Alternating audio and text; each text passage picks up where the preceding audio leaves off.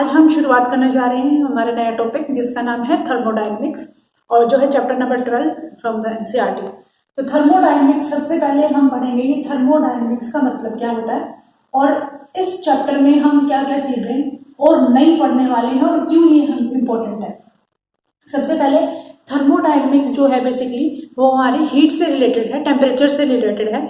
इस चैप्टर में हम पढ़ेंगे कि हीट हमारे लिए किस तरह से इम्पोर्टेंट है, कौन कौन से इंस्ट्रूमेंट्स हैं जो हीट के ऊपर काम करते हैं। जैसे अगर हम बात करें हीट इंजन, जितने भी आपके व्हीकल्स हैं वो हीट इंजन के ऊपर ही काम करते हैं। और साथ ही साथ रेफ्रिजरेटर भी है, वो भी हमारा हीट जो है reverse of the heat engine, इसको हीट पंप भी कहा जाता है। यानी basically working of the refrigerator is also in our syllabus और हम इसके बारे में पढ़ेंगे। और साथ के साथ हम जानेंगे कि कोई ऐसा मशीनरी पार्ट यानी कोई ऐसी मशीन भी है या इंजन है जो हमें 100% क्या देती है, एफिशिएंसी देती है, तो उसको हम कार्नोट इंजन के नाम से जानेंगे। अब इसके अलावा हम बेसिक 1 to 1 करके हम सारे कॉन्सेप्ट्स करेंगे थर्मोडायनेमिक्स के। तो अगर हम सिंपल लैंग्वेज में करें या फिर हम स्प्लिटिंग करें तो यहाँ पर हमारे पास थर्मोडायनेमिक्स दो वर्ड से मिलकर बना है बेटा, एक है थर्म प्लस में डायनेमिक्स। थर्म का मतलब जैसे आपको पता है ये होती है हीट और डायनेमिक्स होती है मोशन विद कोर्स। यानी हमें इस लेक्चर में या फिर इस चैप्टर में हमें ये पढ़ना है कि हमारी जो थर्मोडायनेमिक हीट जो है वो फ्लो कर रही है, इस वजह से उसका हमें कोज भी पता है कि किस तरह से वो एक जगह से दूसरी जगह जा रही है, आइदर वो टेम्परेचर का डिफरेंस हो या कुछ भी हो। तो उस केस में हम आज यहाँ थर्मोडायनेमिक्स के बारे में पढ़ेंगे। सिंपल वे से कहा जाए तो it is the study of physics which deals with the heat flow. यानी अगर हम इसकी डेफिनेशन लिखें, it is the branch of physics, it is the branch of physics, mechanics भी कह सकते हो, ठीक है, या साइंस भी कह सकते हो, branch of science which deals with heat flow, heat flow के साथ जो डील करे, ठीक है।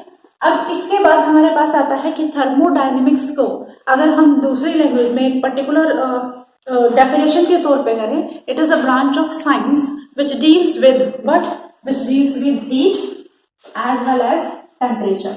हम यहाँ पर इस चैप्टर में टेम्परेचर की डेफिनेशन भी करेंगे, जो हमारा टेम्परेचर का क्या है, हीट टेम्परेचर के बारे में बात करेंगे। और साथ ही साथ आप क्या कहेंगे, इंटर कन्वर्जन ऑफ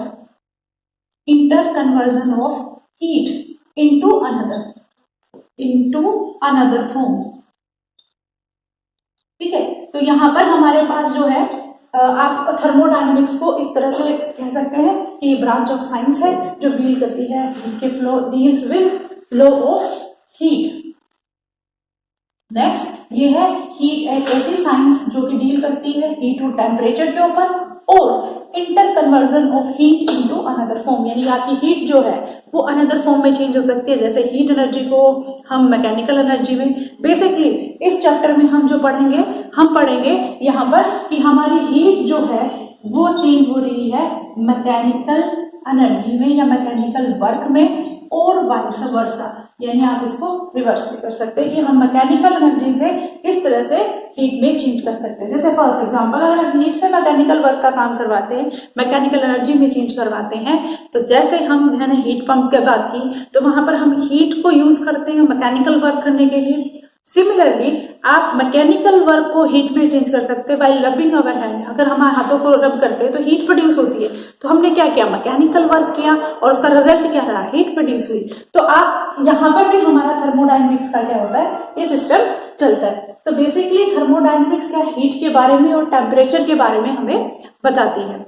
अब इसके बाद हमारे पास आता है कि थर्मोडायनेमिक्स जो है वो मैकेनिक्स से अलग कैसे है, थर्मोडायनेमिक वर्सेस मैकेनिक्स। मैकेनिक्स में बच्चे अगर आपको ध्यान है, हमने क्या था कि हमारा पूरा एक सिस्टम है, उसके बारे में, मैकेनिक्स के वाले मोशन के बारे में पढ़ रहे थे, वहां पे हमने पार्टिकल को डिस्कस नहीं किया था।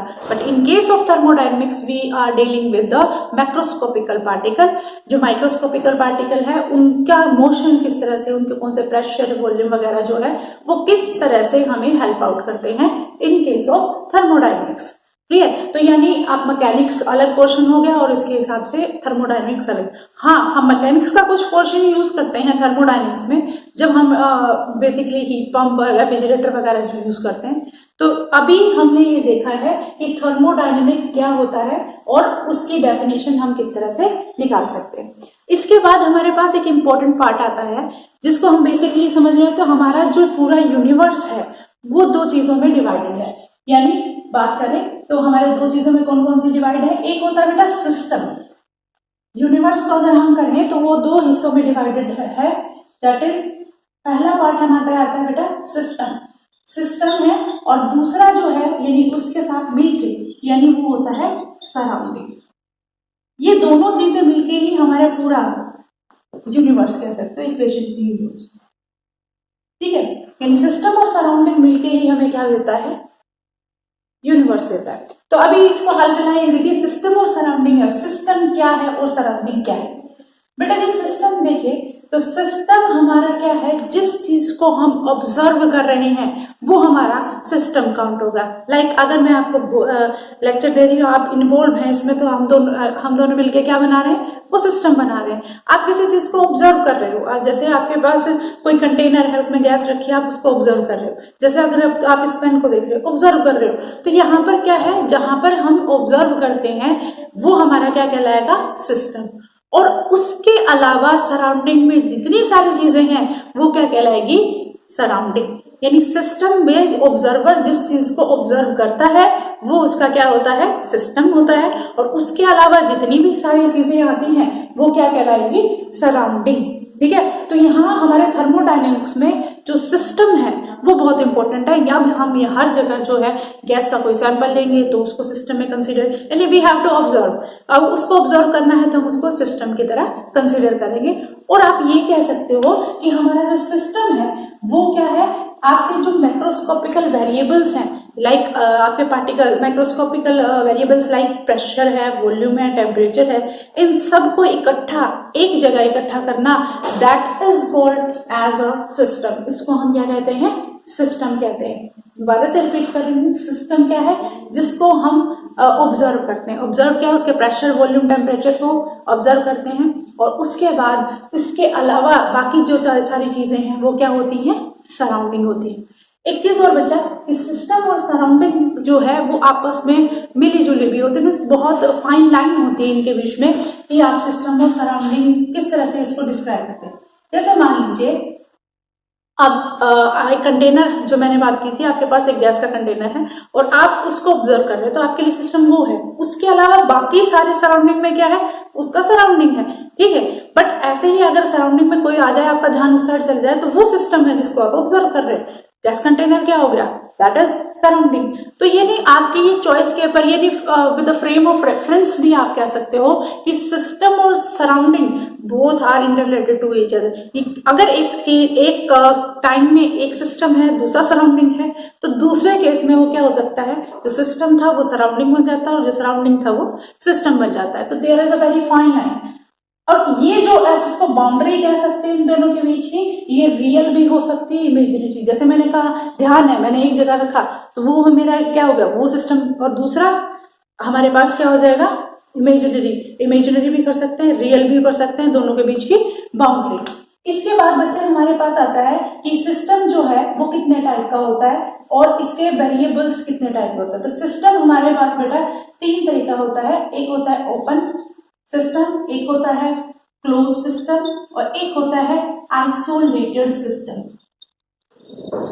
देखिए, जब भी हम कन्वर्जन की बात करते हैं, यानी हमारे सिस्टम की बात कर रहे हैं, और जब भी हम कन्वर्जन की बात करेंगे तो हमारे पास बेसिकली क्या आएगा कि सिस्टम हमारा तीन तरीके से हो सकता है, ओपन, क्लोज एंड आइसोलेटेड। जहां पर इंटर रिलेशन, जैसे मैंने अभी डेफिनेशन में लिखा था, inter conversion of heat in another form. तो जब भी हमारा सिस्टम सराउंडिंग के साथ एक्सचेंज करेगा तो वो दो चीजें एक्सचेंज कर सकता है, एक है मास और दूसरा क्या है, एनर्जी। एनर्जी में बेटा दो कॉन्सेप्ट आते हैं, एक आता है हीट का कॉन्सेप्ट होता है, यानी एनर्जी दो, या फिर वर्क की फॉर्म में एनर्जी हमारी चेंज हो सकती है। तो अभी हाल फिलहाल में हम ये देखते हैं कि हमारा जो सिस्टम है वो ये दो चीजें कैरी करके रखता है, मास और एनर्जी। लाइक अगर हम ओपन सिस्टम की बात कर रहे हैं तो open system is that system in which both mass and energy are changeable with the surrounding, यानी जिसमें दोनों के दोनों मास भी चेंज हो रहा है, किसके साथ एक्सचेंज हो रहा है, किसके साथ, सराउंडिंग के साथ, और एनर्जी भी जो है सराउंडिंग के साथ एक्सचेंज हो रही है। तो ऐसे सिस्टम को हम क्या कहेंगे, ओपन सिस्टम। जैसे अगर मान लीजिए you have a cup of T, generally example की अगर हमारे पास एक कप ऑफ टी है तो हम क्या करते हैं, ये अगर हमने ऐसे खुला छोड़ दिया तो इसका मतलब कि चाय जो है हमारी थोड़ी देर में क्या हो जाती है, ठंडी हो जाती है। दैट मीन्स वहां पर एनर्जी का क्या हुआ है, एक्सचेंज हुआ है, किसके साथ, सराउंडिंग के साथ।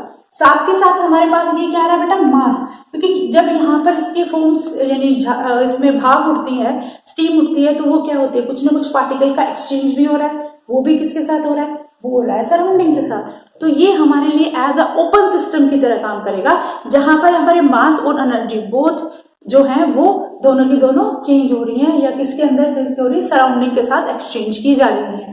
तो ऐसे सिस्टम को क्या कहेंगे, ओपन सिस्टम।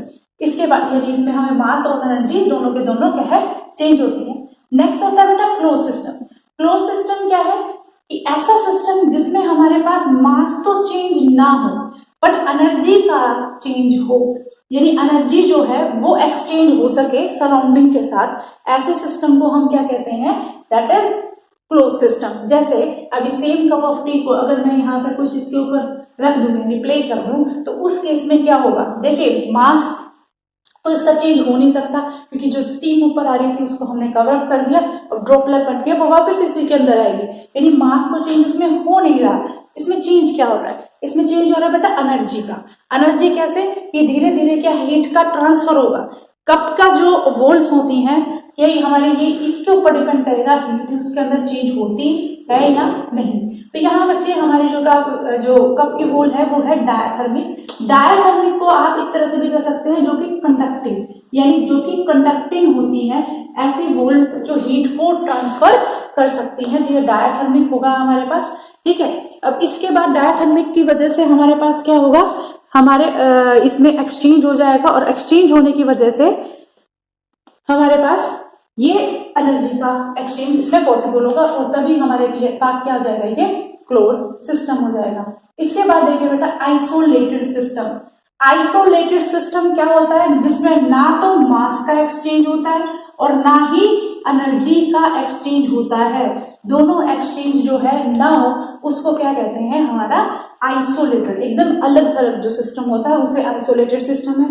अभी क्या कह सकते हैं, जैसे मैंने कहा ये कंडक्टिंग वॉल है, अगर इसी वॉल को मैं अगर इसी चाय को मैं किसी थर्मस में रख दूं, तो वहां पर हमारे जो वॉल्स ऑफ कंटेनर है ना बेटा, वो वॉल्स ऑफ कंटेनर क्या होती है, दैट इज एडियाबैटिक। तो एडियाबैटिक यानी इंसुलेटिंग, तो ये हमारे पास क्या हो जाएगी, इंसुलेटिंग।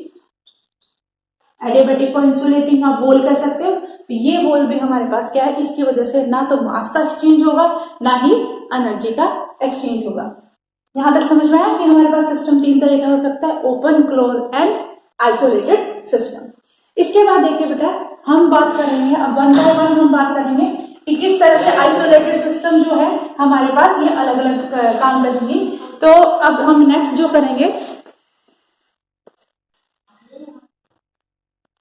नेक्स्ट हमारे पास कुछ टर्मिनोलॉजी है। जैसे हमने अभी बात की थी सिस्टम की, तो इसको अगर डेफिनेशन के तौर पर लिखे तो हमारे पास क्या है, the thermodynamic system N assembly of any very large number of particle, यानी ये असेंबली है लार्ज नंबर ऑफ पार्टिकल की। जैसे मैंने बात की थी माइक्रोस्कोपिकल पार्टिकल्स जो होते हैं उनका, जिनका अपना certain pressure, volume and temperature होता है, तो उसको कंबाइनली आप क्या कहते हैं, थर्मोडायनेमिक सिस्टम। तो thermodynamic system is the assembly of large number of particle which have certain pressure, volume and temperature. Next थी बेटा जो हमारे पास थी सराउंडिंग। सराउंडिंग क्या थी, सिस्टम के अलावा सारी चीजें क्या कहलाती है, that is surrounding. Everything outside the system is called surrounding and has direct effect on, किसके ऊपर डायरेक्ट इफेक्ट है, दैट इज ऑन सिस्टम, जिसके ऊपर सिस्टम के ऊपर सराउंडिंग का डायरेक्ट इफेक्ट होता है। नेक्स्ट आता है बेटा थर्मोडायनेमिक वेरिएबल, यानी ये थर्मोडायनेमिक वेरिएबल्स क्या है, ये वो वेरिएबल्स होते हैं जिसकी वजह से हमारे जो सिस्टम है उसकी स्टेट, यानी प्रेशर, वॉल्यूम, टेम्परेचर वगैरह जो है वो चेंज हो सकती है, यानी ये भी हमारे वेरिएबल यानी सिस्टम को चेंज कर सकते हैं। तो आप ये कह सकते हो the quantity like pressure, volume, temperature which helps us to study behaviour of system, यानी हमारे सिस्टम का बिहेवियर अगर हमें पता करना है तो हम क्या करते हैं, हम इसको वेरिएबल में काउंट करते हैं, यानी जो सिस्टम को हमें हेल्प आउट करे उसके बिहेवियर को देखने के लिए, तो हमारे पास क्या आता है, that is thermodynamic variable. Then हमारे पास आता है इक्वेशन ऑफ स्टेट। अब किसकी इक्वेशन, दैट इज स्टेट, यानी सिस्टम की स्टेट को बताने वाली इक्वेशन को हम इक्वेशन ऑफ स्टेट कहते हैं, या आप इसको ये कह सकते हो, this is the mathematical relation between pressure, volume and temperature. दूसरा आप ये भी कह सकते हो, this is a mathematical relationship between the thermodynamic variables. तो हम थर्मोडायनेमिक वेरिएबल्स का कर सकते हैं, ठीक है। नेक्स्ट हमारे पास जो है, इसको हमने जैसे हमने आइडियल गैस इक्वेशन लिखी है, PV is equal to nRT, तो ये भी तो हमारे पास क्या है, एक मैथमेटिकल रिलेशनशिप है जो प्रेशर, वॉल्यूम, टेम्परेचर के बारे में हमें बताती है, ठीक है। तो ये हमारे पास टर्मिनोलॉजी है, और इसके बाद हम करेंगे थर्मल इक्विलिब्रियम। कि थर्मल इक्विलिब्रियम क्या होता है, दो सिस्टम थर्मल इक्विलिब्रियम में तब कहे जाते हैं जब उनका टेम्परेचर दोनों का क्या होता है, सेम होता है। लाइक अगर हम बात करें, हमारे पास दो कंटेनर हैं, उनके थर्मल इक्विलिब्रियम क्या है, वो डिपेंड करता है कि वो किस तरह के कंटेनर में प्रेजेंट है। तो यहाँ पर हम बात करेंगे थर्मल इक्विलिब्रियम का। थर्मल यानी हीट इक्विलिब्रियम, लाइक हमारे पास एक कंटेनर है, इसमें गैस A है, इसका ये गैस B है, इसका प्रेशर P1 है, V1 है, और ये प्रेशर है P2, V2। ये आपस में थर्मल इक्विलिब्रियम में कब होंगे, जब इन दोनों का टेम्परेचर क्या रहेगा, सेम रहेगा। बट अगर ये वोल में क्या करूँ, डायथर्मिक कर दूं, यानी कंडक्टिंग वोल कर दूं, तो यहाँ पर क्या हो जाएगा, पहले अगर आप मान लीजिए पहले एडियाबैटिक, अगर आप नॉन कंडक्टिंग वोल करते हैं तो एडियाबैटिक करेंगे तो यहाँ हीट का चेंज होगा नहीं, तो इसका प्रेशर वॉल्यूम जो है वो एच बना रहेगा। इसके बाद अगर मैं इसी को डायथर्मिक कर दूं, डायथर्मिक करने का मतलब हमारे पास कंडक्टिंग वोल होगी, टेम्परेचर का चेंज हो सकता है, हीट का चेंज हो सकता है, तो इसके वजह से क्या है, यहाँ पर हमारे प्रेशर वॉल्यूम क्या हो जाएंगे चेंज, यानी P1 V1 डैश हो जाएगा और ये P2 V2 डैश हो जाएगा। ये आपस में हीट का एक्सचेंज कब तक करते चलेंगे, जब तक इनका जो टेम्परेचर है वो सेम नहीं हो जाता। तो इसी तरह से हम नेक्स्ट जो टॉपिक करेंगे नेक्स्ट वीडियो में, दैट इज थर्मल इक्विलिब्रियम। तो अब तक जितना हमने किया है, रादर थर्मोडायनेमिक्स है, थर्मोडायनेमिक वेरिएबल है, सिस्टम है, इक्वेशन ऑफ स्टेट है, ये सारी चीज, और कितने टाइप के सिस्टम होते हैं, इसको थोड़ा लिख लीजिए, बाकी हम करेंगे नेक्स्ट वीडियो में। Thank you.